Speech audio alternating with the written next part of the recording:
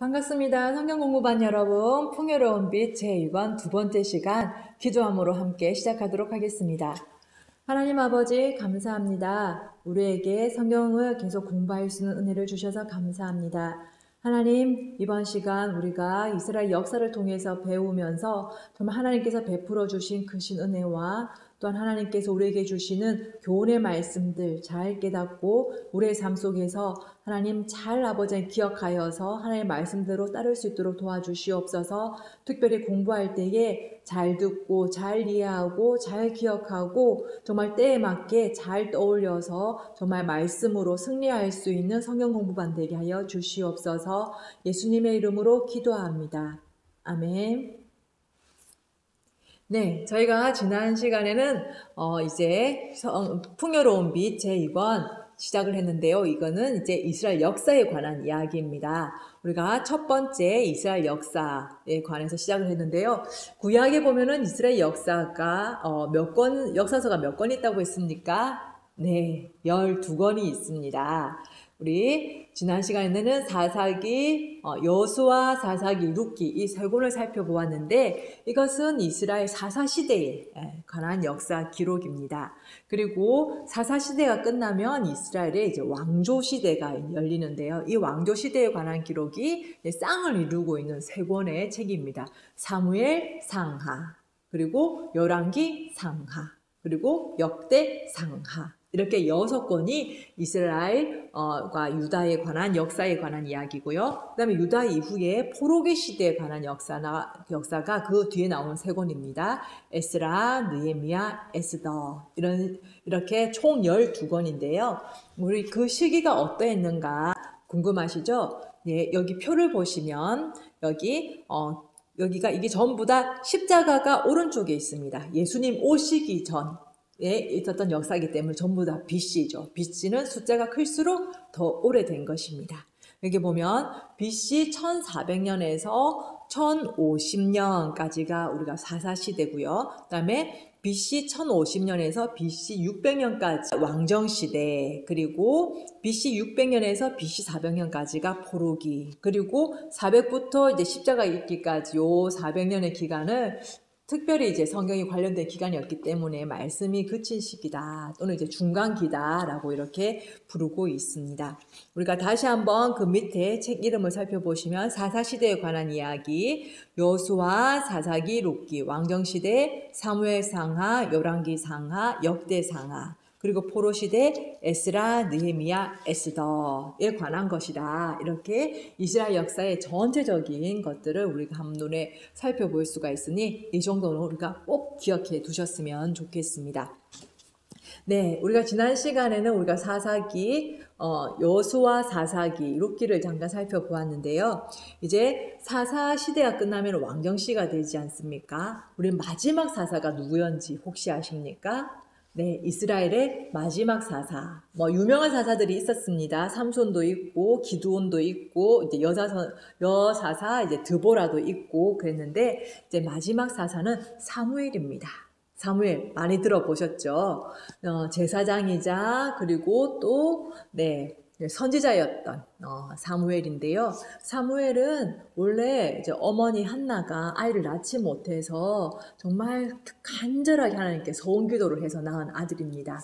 하나님께서 제게 아들을 주시면 정말 평생을 하나님께 바치겠습니다 라고 기도했고 하나님께서 그 기도를 들으시고 주신 아들이 바로 사무엘이었죠. 그래서 사무엘이라는 이름 자체가 하나님께서 들으셨다라는 그런 뜻을 가지고 있습니다. 사무엘은 그래서 어렸을 때부터 부모님을 떠나서 그 당시 제사장이었던 이제 엘리와 함께 살면서 하나님의 성전에서 자라나게 되었습니다. 이러한 사무엘은 정말 나중에 정말 겸손하고 모든 사람을 잘 이끄는 공정한 그런 지도자가 되었는데요. 이 사무엘에게 참 본받을 것이 많이 있는데 오늘 교재에는 3가지로 나와 있습니다. 우리 가에 보시면 사무엘은 주님께 말씀하옵소서 주의 종이 듣겠나이다 라고 했습니다 라고 되어 있는데요. 사무엘이 어렸을 때 하나님께서 사무엘을 부르셨습니다. 밤중에 사무엘아 사무엘아 하고 부르셨을 때 사무엘은 이렇게 대답을 하죠. 네, 여기 나온 말씀대로 말씀하옵소서 주의 종이 듣겠나이다. 이 어렸을 때 한 말씀 그대로 이 사무엘은 계속 평생 동안 하나님의 말씀을 듣고 그것을 이스라엘 민족에게 전하는 그런 삶을 살았습니다. 또 나에 나오는 이야기는요. 사무엘은 이스라엘 백성에게 나는 너희를 위하여 기도하기를 쉬는 죄를 여호와 앞에 결단코 범치 아니하고 라고 말했습니다. 라고 했는데요. 이 사무엘은 정말 쉬지 않고 이스라엘 민족을 위해서 기도를 했습니다. 그래서 성경에는 이렇게 이야기를 합니다. 사무엘이 사는 날 동안 블레셋이 이스라엘 민족을 침략하지 못하도록 하나님이 막으셨다. 사무엘이 무엇을 했습니까? 기도했죠. 그 기도를 들으시고 하나님께서는 이스라엘 민족이 정말 침략을 당하지 않도록 그 기도를 듣고 보호해 주셨습니다. 또 다는 사무엘은 여호와의 말씀대로 행하였습니다. 사무엘상 16장 4절의 말씀은요. 여기 조금 뒤에 나오는 이제 사울 왕에 관한 것과 관련이 되는데요. 사무엘은 자신의 목숨이 위험해질 그런 일이 있더라도 하나님께서 시키시는 일이면 어김없이 순종했던 것을 우리가 볼 수가 있습니다. 네, 여기에 이제 사무엘이 마지막 사사고요. 그 다음에 왕정 시대가 시작이 되는데 사무엘이 이제 나이가 많아지게 되자 이스라엘 민족이 이제 사무엘 뒤에 누가 사사가 될 것인가 이렇게 고민을 하게 되겠죠. 그런데 이스라엘 민족은 이제 우리에겐 더 이상 사사가 아니라 정말 우리에게 왕이 필요하다. 우리에게 왕을 세워달라 하고 사무엘에게 요구를 합니다. 원래 이스라엘 민족에 왕이 없습니까? 있습니다. 누굽니까? 바로 하나님이십니다. 이스라엘 민족은 하나님과 계약을 맺었죠. 하나님께서 이스라엘 민족을 다스리시고 이스라엘 민족이 하나님이 되어주시고 이스라엘 민족은 하나님만 섬기고 하나님의 말씀에 순종하기로 했습니다. 그래서 이스라엘 민족의 진짜 왕은 하나님이십니다. 그런데 이스라엘 민족은 아니다. 우리에게도 눈에 보이는 왕, 인간인 왕이 우리에게 필요하다. 왕을 세워달라라고 이렇게 요구를 하게 됩니다. 하나님이 왕이심을 이제는 되쳐놓고 진짜 왕을 달라. 우리와 함께 우리를 대신해서 전쟁에 나가서 싸워줄 왕이 필요하다라고 요구를 합니다. 그래서 하나님은 이제 그것을 결국 허락하시고 한 사람을 택하여서 왕으로 세워주시는데 그 사람의 이름이 사울입니다. 이스라엘의 첫 번째 왕, 사울이죠.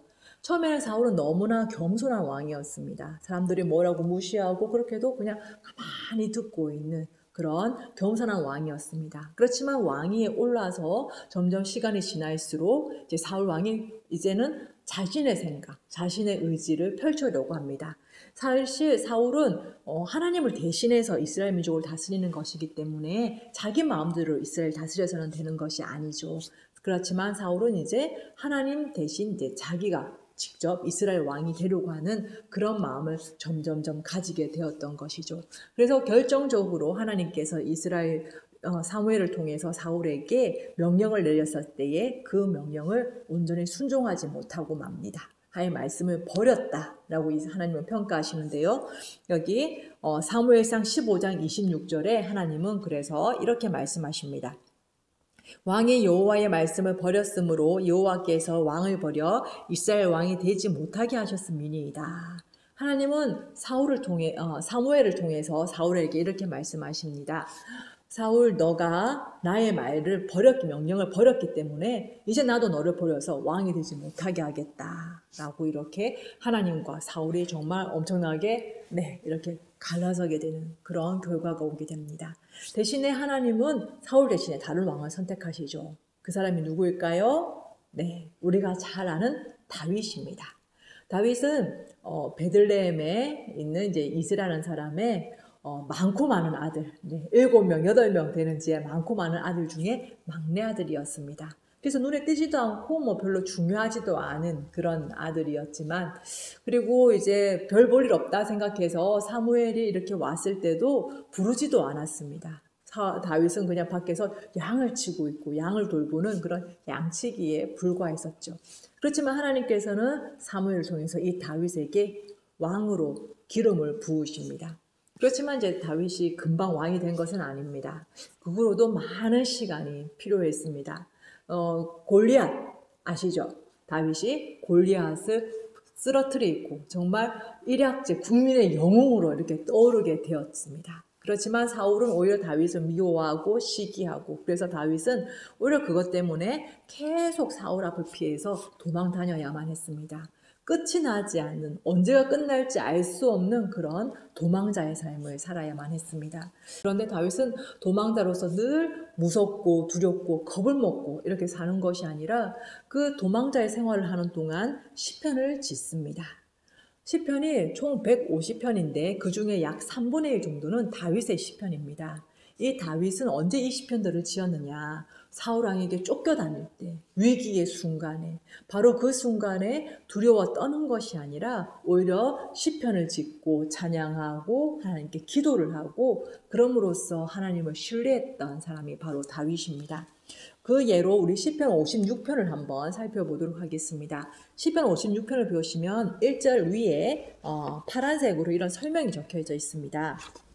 시편 56편 위에 보면 다윗이 가드에서 블레셋인에게 잡힌 때에 이게 지금 어떤 상황입니까? 시편 56편은 다윗이 그냥 이제 편안하게 거기 광야를 바라보면서 아름다운 풍경을 바라보면서 지은 시편이 아니라 지금 블레셋 도시에 몰래 숨었다가 발각이 돼서 블레셋인들에게 잡혀서 어떻게 하겠습니까? 이제 블레셋인들에게는 다윗이 원수죠. 다윗이 누구를 죽였습니까? 골리앗을 죽였지 않습니까?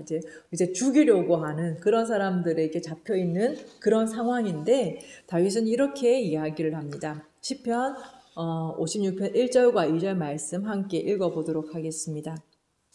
하나님이여 내게 은혜를 베푸소서. 사람이 나를 삼키려고 종일치며 압제하나이다. 내 원수가 종일 나를 삼키려 하며 나를 교만하게 치는 자들이 많사오니. 네, 정말 다윗은 어떤 위협을 느꼈습니까? 저 사람들이 나를 그냥 통째로 삼키려고 합니다. 한 입에 삼켜서 그냥 꿀꺽 없애버리려고 하는 그런 위협을 느끼게 됩니다. 그리고 다윗을 정말 교만하게 치려고 합니다. 지금 우리가 생각하면 다윗은 너무나 훌륭한 왕이죠. 용맹하고 그리고 지혜롭고 또 하나님과 함께하는 정말 엄청난 업적을 가진 그런 왕이라고 생각을 하지만 그 당시에 다윗은 이제 겨우 20살 될까 말까한 그저 도망 다니는 그런 도망자 그런 거기에 불과했습니다. 그래서 많은 사람들이 다윗을 업신여기고 다윗을 이렇게 치려고 했었죠. 자, 이렇게 다윗과 같이 이런 상황이 있다면은 여러분은 어떻겠습니까? 여러분은 정말 내 주위에 정말 누군가가 나를 한 입에 삼키려고 한다 하는 그런 두려움을 느껴보신 적이 있으십니까? 그렇게 두려움이 몰려올 때에 여러분은 어떻게 하십니까? 우리 다윗은 어떻게 했는지 한번 볼까요? 시편 56편 3절에서 4절 말씀입니다. 내가 두려워하는 날에는 내가 주를 의지하리이다. 내가 하나님을 의지하고 그 말씀을 찬송하올지라. 내가 하나님을 의지하였은즉 두려워하지 아니하리니 혈육을 가진 사람이 내게 어찌하리까. 네, 내가 두려워할 때 어떻게 한다고요? 하나님을 의지한다고 했습니다. 하나님을 신뢰한다고 했습니다. 그래서 하나님을 의지하고 하나님의 말씀을 찬송하겠고 그래서 하나님을 의지하였기 때문에 더 이상 내가 사람을 두려워하지 않겠습니다. 하나님을 바라보니 이 혈육을 가진 이 사람들이 나에게 어떻게 할 수 있는 것 그것은 한계가 있습니다. 라는 이런 고백을 하게 됩니다. 여기에서 우리가 참 큰 모범을 볼 수가 있죠. 너무나 두렵고 떨리는 그 상황. 그냥 벌벌 떨고 어떻게 하지 어떻게 하지 막 전화를 돌리면서 누군가의 도움을 빌어볼까 도망쳐볼까 이렇게 궁리를 하는 것이 아니라 오히려 하나님을 바라보고 그 두려움이 이제는 정말 사람을 두려워하지 않게 되는 그래서 편안한 마음을 가지게 되는 그런 다윗을 우리가 발견할 수가 있습니다. 다윗이 이제 여러 가지 많은 하나 좋은 성품들이 있죠. 하나님께서 말씀하시기를 내 마음에 합한 사람이다. 내 마음에 쏙 드는 사람이다. 말할 만큼 많은 장점이 있었는데 그 중에 가장 큰 장점은 바로 이렇게 하나님을 온전히 신뢰하는 것이었습니다. 지금 당장 죽게 생겼는데도 불구하고 하나님 의지합니다. 찬양하고 기도하고 밖에서는 지금 적군의 나를 이제 문만 열면 나를 죽이려고 들어오는 그 순간에도 하나님 내가 하나님 의지하고 사람을 두려워하지 않겠습니다. 라고 그렇게 온전히 하나님만 신뢰하는 그 마음. 바로 그것이 정말 하나님께 기쁨이 되었고 하나님에게 정말 하나님 보시기에 정말 너무나 귀한 믿음이었기 때문에 하나님께서는 때가 되었을 때 다윗에게 이 왕위를 물려주시게 됩니다. 그래서 다윗은 그냥 왕만 된 것이 아니라 사울은 왕이 되었지만 나중에 하나님은 뭐라고 말씀하십니까? 내 왕위를 빼앗아서 다른 사람에게 주겠다. 이게 쫓겨나게 되죠. 그렇지만 다윗에게는 이런 말씀을 주십니다. 사무엘하 7장 16절입니다. 내 집과 내 나라가 내 앞에서 영원히 보존되고 내 이유가 영원히 견고하리라 하셨다 하라. 선지자 나단을 통해서 하나님은 다윗에게 이렇게 말씀하십니다. 하나님께서 이 다윗의 집, 이 다윗의 왕조, 이 이스라엘 나라를 하나님께서 영원히 견고하게 지켜주시겠다. 하나님께서 보장해 주시겠다. 이렇게 약속의 말씀을 주시지요. 그런데 다윗이 이렇게 훌륭하고 하나님을 신뢰하는 사람이었지만 그렇지만 인간적인 그런 치명적인 약점을 가지고 있었습니다. 그 약점이 무엇이냐면 다윗이 여자를 너무 좋아한다는 것이죠. 다윗의 이렇게 이야기를 읽어보면 정말 가는 곳곳 도시에서 아내들이 엄청나게 많이 늘어납니다. 그리고 자녀들도 엄청나게 많고요. 그리고 이제 그것을 넘어서 심지어는 다른 사람의 아내까지 이렇게 자기가 빼앗아 오게 되는 그런 죄를 저지르고 맙니다. 다윗에게 있었던 약점, 이렇게 여성을 성적인 것을 너무나 추구하고 그것을 위해서라면은 정말 범죄도 서슴지 않게 되는 욕망에 눈이 멀어서 범죄도 하게 되는 그런 치명적인 약점을 가지고 있습니다. 정말 자신의 아들에게 쫓겨서 정말 목숨의 위협을 받기도 하고 그리고 다윗이 나이가 들었을 때에 아들들이 정말 서로 싸워서 마지막까지 평안하지 못했던 그런 모습도 우리가 볼 수가 있습니다. 이렇게 다윗은 하나님께 정말 온전히 신뢰하는 그런 신뢰의 성품도 가지고 있었지만 또한 인간적으로 연약한 점도 가지고 있었습니다.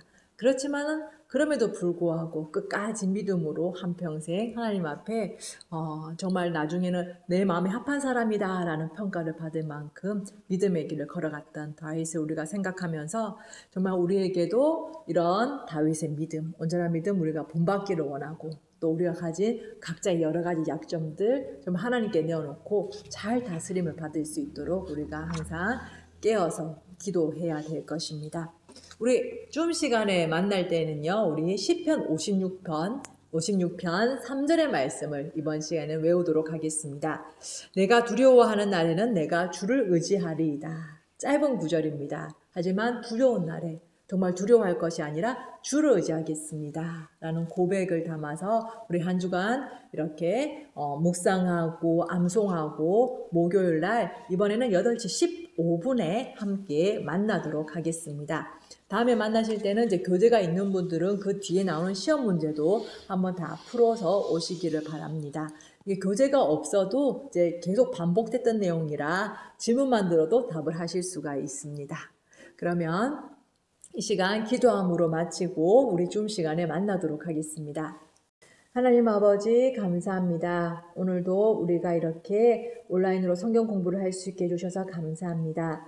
하나님께서 역사를 통해서 가르쳐 주신 귀한 말씀들 우리가 늘 기억하고 간직하고 또한 아버지 하나님 그 말씀을 계속 묵상하면서 우리를 두렵게 하는 이 코로나 시대에 더욱 하나님 의지하고 정말 담대하게 나아갈 수 있도록 도와주시옵소서. 하나님 필요한 때에 말씀이 생각나게 하여 주시고 정말 하나님께서 그 말씀으로 우리의 마음과 생각과 그리고 우리 행동들을 주님 다스려 주셔서 하나님의 귀한 사람으로 하나님의 거룩한 사람으로 이 땅을 살아가게 축복하여 주시옵소서.